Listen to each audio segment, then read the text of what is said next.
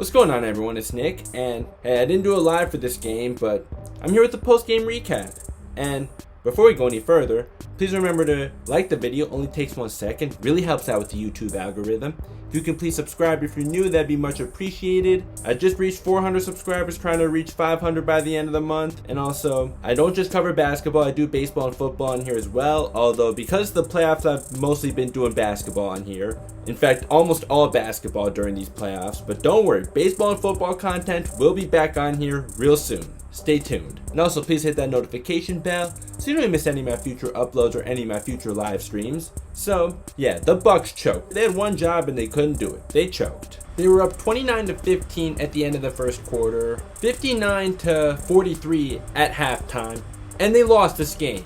Even with Kyrie Irving hurt, and by the way, best wishes to Kyrie, hope he gets well soon, and James Harden playing on a bad hamstring. And we could tell James Harden just was not 100%. I don't even know if he was even 50%. But let's keep going. So the Bucks just displayed absolutely horrible IQ. And one example is Drew Holiday holding onto the ball too long.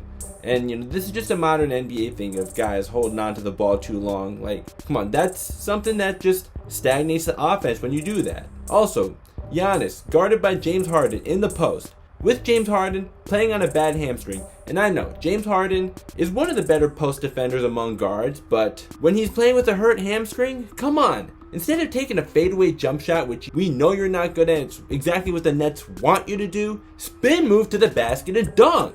Or overpower James Harden. I know James Harden is strong, that's why he's been a good post defender, but come on. You got a huge size advantage of him, so take advantage. And yeah, let's also just please stop calling Giannis the modern day Shaq. Like, no, not even close. Shaq had way more skill than Giannis. Hell no would James Harden have a shot at guarding Shaq in the post. Only so much Harden can do at 6'5", especially when he's not 100% or probably not even 50%. Shaq would 100% go right at him. You kidding me? Like, even guys his size are taller. Dikembe Mutombo couldn't even do anything against him. And why is this? Shaq had more skill. Like, okay, Giannis is at least a better shooter than Shaq, which obviously isn't saying much, but Shaq just had more skill and he was an underrated passer. Like, it wasn't just Shaq overpowering guys. He actually had skill down low. Maybe not as much as Hakeem Olajuwon, but let's not act like he didn't have any skill at all down low. Yes, he did. But hey, we got to give Kevin Durant his flowers, man. 48 minutes. Like, no one does that in the NBA anymore, but respect to Kevin Durant for being willing to do that. And just 2 years after he tore his Achilles, and he became the first player in NBA history to put up a stat line like he did in the playoffs. 49 points, 17 rebounds, 10 assists. Absolutely remarkable. Early on, I thought he was way too selective, but second quarter, he got more assertive, and second half, he went best player in the world mode. The first half, only KD and Jeff Green were in double digits. KD with 18, Jeff Green with 15. They got nothing out of anyone else, but even with James Harden being a statue out there, just his presence alone, you could say it gave the Nets a confidence boost. Although Blake Griffin did actually finish the game with 17 points. I gotta give Blake Griffin a shout out for that as well. But yeah, as we know, it was mostly the Kevin Durant show, and Jeff Green had himself a nice game too with 27 points. And on a night that the All-NBA teams were announced and Kevin Durant was not named to any of them. I'm not saying he deserved it though, because he only played 35 games, but the fact that he went out there and proved that he's still in the discussion for best player in the world, and letting us know that no, you shouldn't just look at all NBA teams to determine who the best player in the world is. What you do in the playoffs matters more, and yeah, Kevin Durant really showed up. And Giannis, I gotta say, he just isn't that guy. He may have had 34 points and 12 rebounds, and that's phenomenal. But when you actually watch the game, you know that he's absolutely at fault for this. He choked. Yeah, Reggie Miller right here. Except Reggie Miller wasn't the one who choked in that game. But yeah, Giannis did choke. And how many times do we have to say it that he's much better as a screener and as a roller? Another thing, when will we ever see Giannis guard Kevin Durant? I didn't get to watch game 4, but I heard PJ Tucker held him to 9 of 25. You gotta give PJ Tucker credit for that. But when KD is going off like this, Giannis, you have to take the assignment. You're the one who has the athleticism and the strength. And you did win Defensive Player of the Year last year, and you did just make another all-defensive first team this year. You got to take on the assignment of guarding the other team's best player.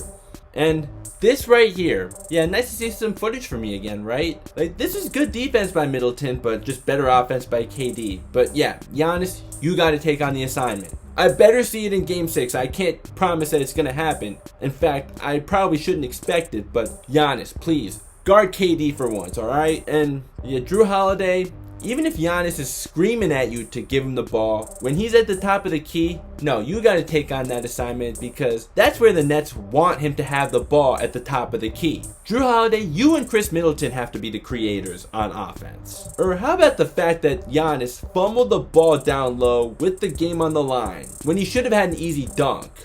Looking like Kwame Brown out there.